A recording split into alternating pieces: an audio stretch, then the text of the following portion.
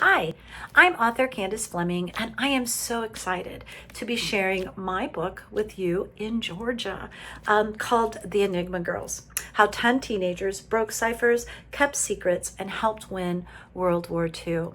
I ended up writing this story. I found this story. I went to a place called Bletchley Park, which is just outside of London, England. It's the place where during World War II, code breakers and cipher breakers actually gathered in secret to break German Enigma code. What I didn't realize until I got to Bletchley Park was that 7,000 of the people that eventually worked at Bletchley Park, 5,000 of them were women.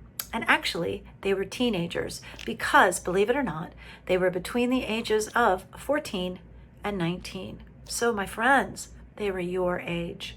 They were summoned from their homes by letters, anonymous letters telling them to turn up at this place, Bletchley Park, on a certain day, at a certain time. They weren't told what they were going to do, and they weren't told how long they were going to be there.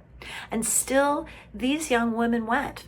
They went off into the unknown. They took their teddy bears seriously and their record players, and they made sure they had the best clothes in case they went to dances with boys, and they brought their lipstick, and they didn't know what they would be doing, but many of them ended up breaking codes, breaking ciphers, or at least bits of the process. They also signed what they called a Secrets Act, so they were not allowed to tell their friends or their family anything about what they were doing in their time at Bletchley Park. And in fact, they were not able to tell people what they did until they were old women.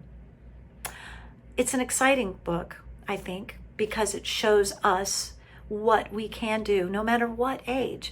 Teenagers can change the world. And in this case, these teenagers did, because historians believe that because of their hard, constant work, these girls shortened World War II by 2 years.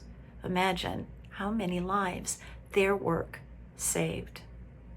I can't tell you also how excited I am that I'm actually going to have this book published in Georgia, a country that I have always wanted to visit. So who knows? Maybe this spring when I'm in Europe, maybe I will pop into Georgia, and you can tell me if you loved the Enigma Girls as much as I love them.